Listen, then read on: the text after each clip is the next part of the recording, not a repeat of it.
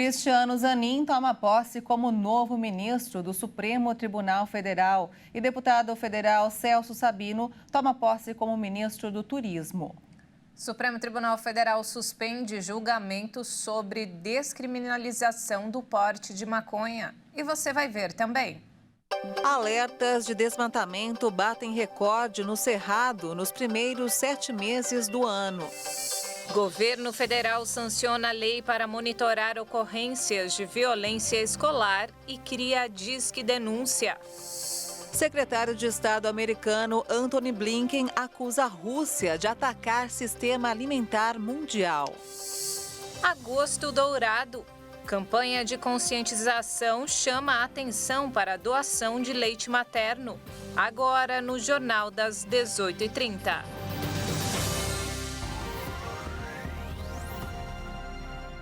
Olá, boa noite. São 18 horas e 33 minutos pelo horário de Brasília. Boa noite. Você acompanha agora as principais notícias do Brasil e do mundo desta quinta-feira. Cristiano Zanin tomou posse hoje como novo ministro do Supremo Tribunal Federal em cerimônia na Corte. Zanin foi indicado pelo presidente Lula e vai ocupar a cadeira deixada pelo ministro Ricardo Lewandowski, de 75 anos, que pediu aposentadoria em abril, após 17 anos na função. A cerimônia foi presidida pela ministra Rosa Weber, com a presença de Lula, dos presidentes da Câmara e do Senado, Arthur Lira, do PP, e Rodrigo Pacheco, do PSD, além de representantes da Advocacia Geral da União e da Procuradoria-Geral da República. O ministro fez o juramento de cumprir a Constituição e assinou o termo de posse após a leitura pelo diretor-geral do STF. Zanin vai assumir um acervo de 520 processos, um dos menores dos gabinetes da Corte. As ações e os recursos que inicialmente vão ficar sob a relatoria do ministro serão herdados de Lewandowski. Aos 47 anos, considerando as atuais regras para a aposentadoria no STF, Zanin permanecerá por 28 anos no STF até completar 75 anos de idade. E mais cedo, o deputado federal Celso Sabino, do União Brasil, tomou posse como ministro do Turismo. Essa é a primeira mudança do governo que pretende estreitar as relações do Palácio do Planalto com os parlamentares do Centrão. A posse de Celso Sabino teve mais de 800 convidados, entre governadores, parlamentares e 23 dos 27 ministros. O deputado assumiu o ministério no lugar de Daniela Carneiro, depois que ela pediu para se desfiliar do União Brasil. No dia 13 de julho, depois de semanas de impasse, o Palácio do Planalto confirmou que Sabino seria o novo titular da pasta. Ele é um político próximo do presidente da Câmara, Arthur Lira, formado em Direito e Administração e já foi eleito 2 vezes ao cargo de deputado federal. Mesmo com 3 ministérios, o União Brasil afirma que é independente. Em seu discurso de posse, Sabino falou sobre temas do setor, incluindo sua pretensão de ampliar a participação do turismo dentro e fora do país. Estamos construindo um Plano Nacional de Desenvolvimento do Turismo, com programas, metas, objetivos, ações e tarefas que serão apresentadas ao presidente da República no mês que vem. Queremos nos inspirar em algumas iniciativas de sucesso, como Portugal, nossa nação irmã, que em 10 anos triplicou o número de turistas estrangeiros de 7 para 22 milhões no ano passado. Eles ampliaram a conectividade entre companhias aéreas, investiram em novos produtos e destinos turísticos, em campanhas digitais e na qualificação de mão de obra. Estamos no mesmo caminho. O presidente Lula deve fazer ainda novas mudanças nos ministérios para acomodar candidatos do Centrão, grupo que tem a maior parte dos votos no Congresso. As mudanças ainda em estudo devem ser anunciadas já na próxima semana. O Supremo Tribunal Federal voltou a suspender o julgamento que discute se é crime o porte de drogas para consumo pessoal. Ontem, a discussão foi retomada na Corte com o voto do ministro Alexandre de Moraes. Até agora, 4 ministros votaram para liberar o porte. O relator da ação, o ministro Gilmar Mendes, pediu mais tempo para analisar os votos apresentados até agora e prometeu liberar o processo nos próximos dias. O presidente do Senado, Rodrigo Pacheco, classificou como um equívoco grave a possibilidade de o STF determinar a descriminalização do porte de maconha para uso pessoal. Para Pacheco, uma eventual decisão de se considerar crime o porte de maconha para consumo próprio pode acarretar maior força e demanda do tráfico de drogas no país. Os alertas de desmatamento no Cerrado nos últimos 12 meses bateram recorde. Foi a maior taxa da série histórica. Com mais de 6 mil quilômetros quadrados de área derrubada entre agosto de 2022 e 31 de julho deste ano, o Cerrado, o segundo maior bioma do país, teve o pior resultado do Sistema de Detecção de Desmatamento em Tempo Real, o INPE, que começou a ser medida entre 2017 e 2018. Por outro lado, na Amazônia, o acumulado de alerta de desmatamento em 12 meses registrou o menor valor em 4 anos. O governo federal vem aumentando o número de fiscalizações e multas, além de elaboração de um plano de preservação do Cerrado em parceria com os estados. O governo federal criou um Disque Denúncia e um sistema de monitoramento para combater a violência nas escolas. O texto foi publicado hoje no Diário Oficial. A repórter Maria Clara Leite tem mais informações. A iniciativa foi chamada de Sistema Nacional de Acompanhamento e Combate à Violência nas Escolas. Com a criação desse Disque Denúncia, um número telefônico com acesso gratuito de qualquer localidade do país e mais, a lei prevê a criação de uma tecnologia para integrar todas as informações recebidas por telefone, e-mail e outras plataformas digitais. E aí o sistema vai produzir levantamentos e mapeamentos dos colégios considerados mais violentos.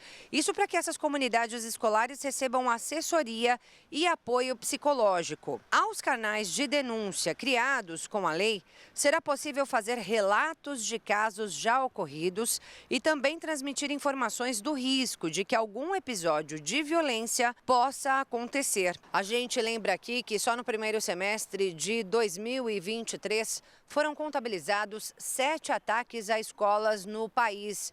E na maioria dos casos registrados nos últimos 20 anos, o agressor era um aluno da instituição.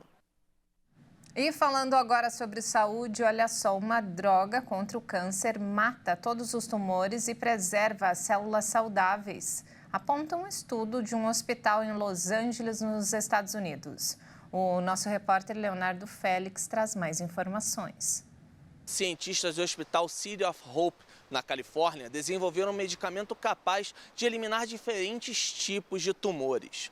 O produto foi testado em 70 variedades de células cancerígenas, entre elas do câncer de útero, mama, ovário, pele, pulmão e cérebro. A pesquisa e desenvolvimento da droga já duram 20 anos, atividades lideradas pela médica norte-americana Linda Malkas. Essa nova terapia tem como alvo uma variante cancerígena do PCNA, uma proteína que passa pelo processo de mutação. Com isso, essa substância replica o DNA e faz o reparo de todos os tumores em expansão, o que ajuda no crescimento das células doentes. Em um artigo recente publicado na revista Cell Chemical Biology, os cientistas relataram que durante os testes, o remédio matou seletivamente as células cancerígenas. O resultado observado em laboratório demonstrou a interrupção do ciclo reprodutivo das estruturas com câncer e a manutenção das células saudáveis. De São Paulo, Leonardo Félix. E veja a seguir, secretário de Estado americano acusa a Rússia de atacar sistema alimentar mundial.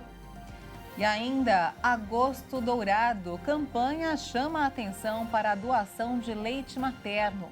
Nós voltamos em instantes, até já.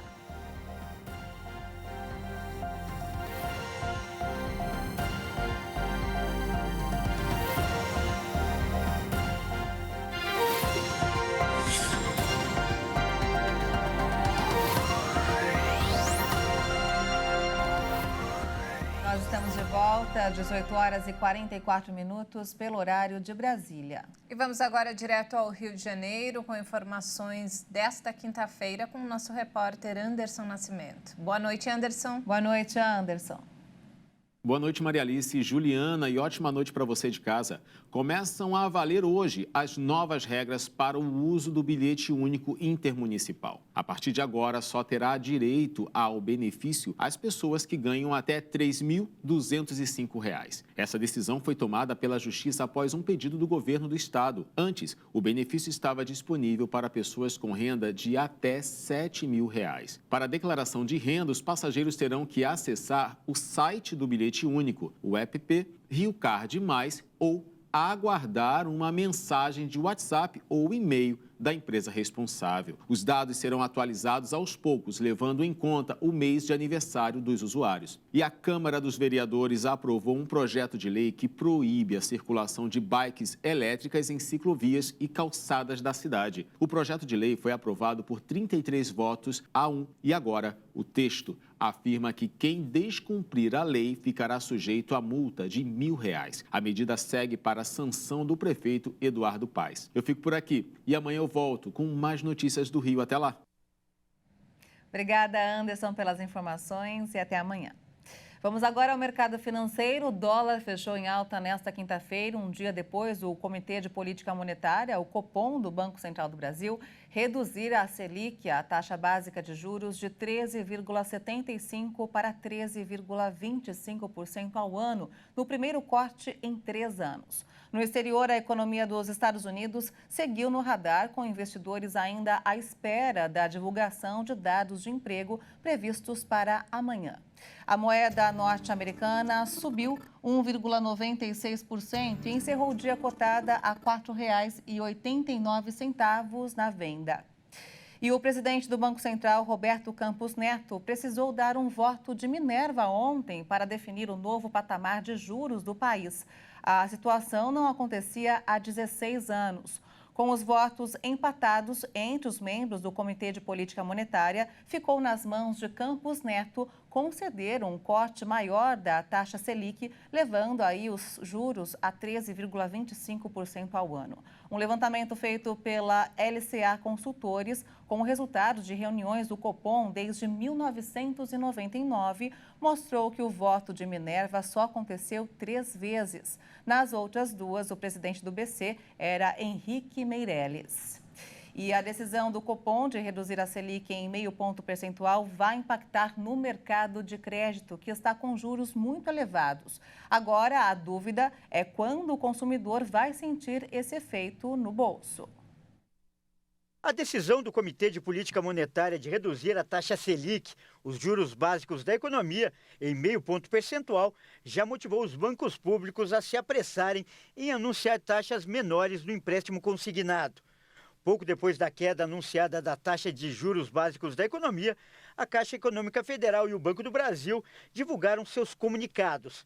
A Caixa divulgou a redução de 1,74% para partir de 1,70% ao mês nas taxas de juros do crédito consignado para beneficiários e pensionistas do Instituto Nacional do Seguro Social. O Banco do Brasil, por sua vez, reduziu taxas nas linhas de crédito consignado, automático e outros.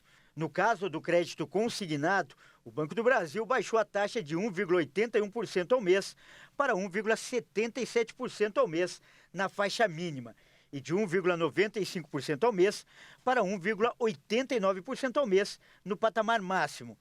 Para quem está pensando em comprar a casa própria, o custo do financiamento é uma questão fundamental, já que compromete boa parte da renda por um longo período. Especialistas acreditam que o efeito da Selic não seja imediato.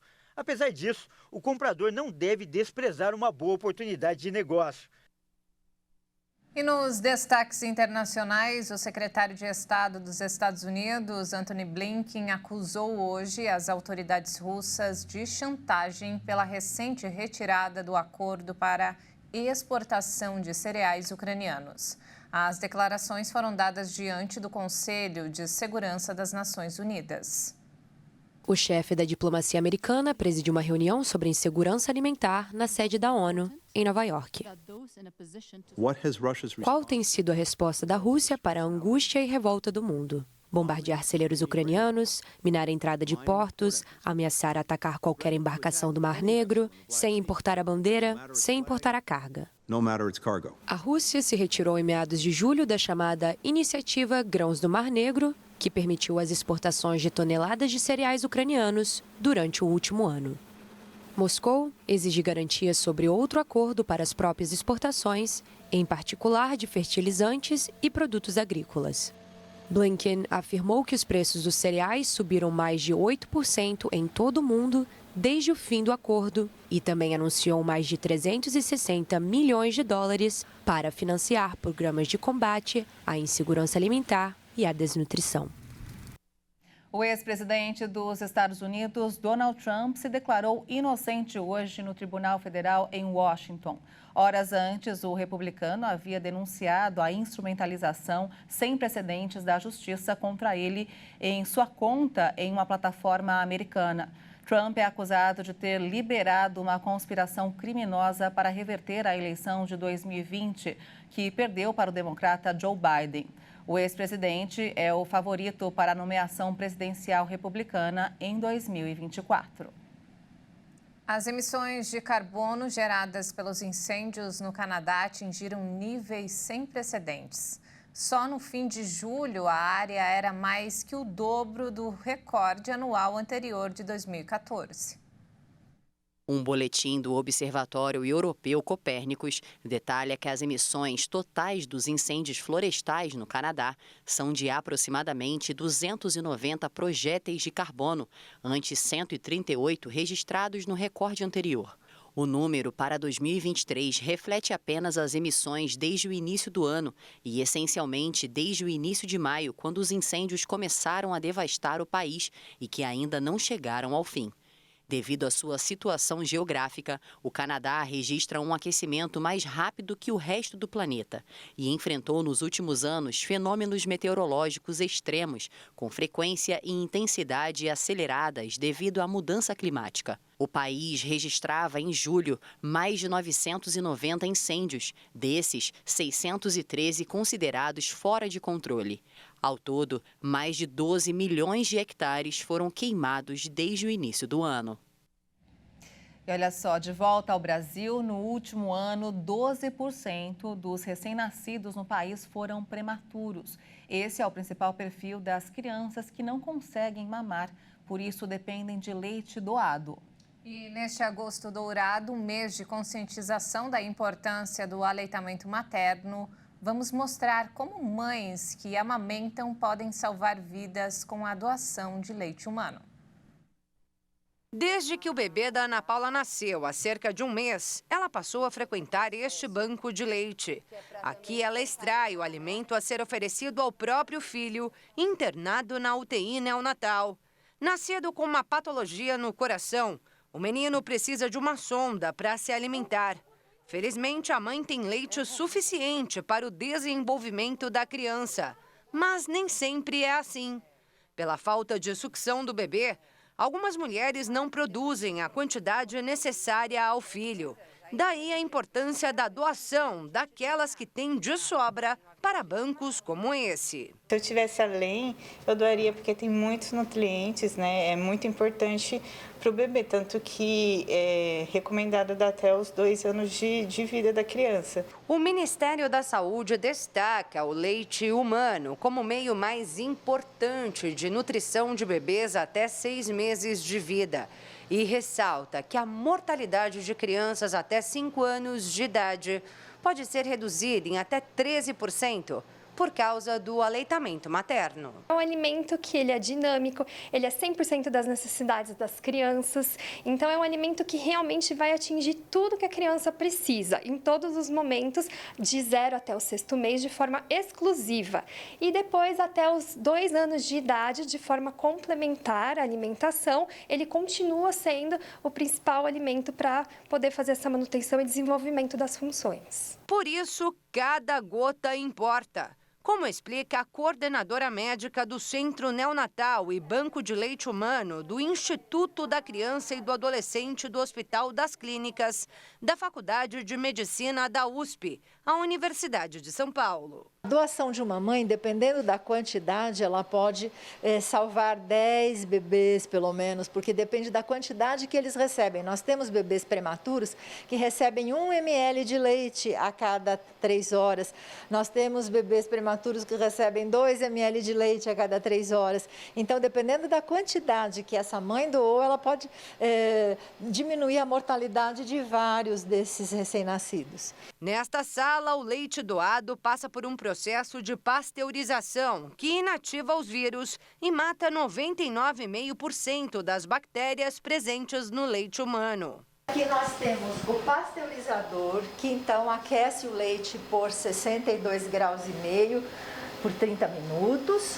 Esse é o resfriador, que então resfria rapidamente o leite de 62,5 graus quando sai da pasteurização até 5 graus. Para que ele não perca as suas propriedades imunológicas, para que ele perca o menos possível dessas propriedades. Depois, todo o leite doado passa por um controle de qualidade antes de ser liberado para o consumo dos bebês. E é tão simples doar. Um processo rápido, indolor e sem risco, que pode ser feito em casa. A própria mãe tira o leite, congela e aguarda uma pessoa do banco buscar. Quem tem leite além da necessidade do filho e reside nas proximidades do Hospital das Clínicas, pode se cadastrar pelo e-mail bancodeleite.icr@hc.fm.usp.br. Para outras localidades, encontre o banco de leite mais próximo pelo site rblh.fiocruz.br. Quem doa está ajudando outras vidas. Então, assim, só o fato de você estar ajudando outra pessoa, ainda mais uma criança que acabou de vir para o mundo, a pessoa vai se sentir muito beneficiada.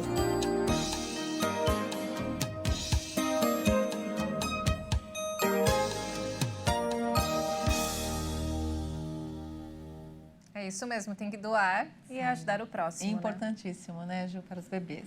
E não temos mais tempo, essa edição fica por aqui. Mais informações ao longo da nossa programação. Ótima noite para você. Obrigada pela sua companhia, uma boa noite para você e até amanhã.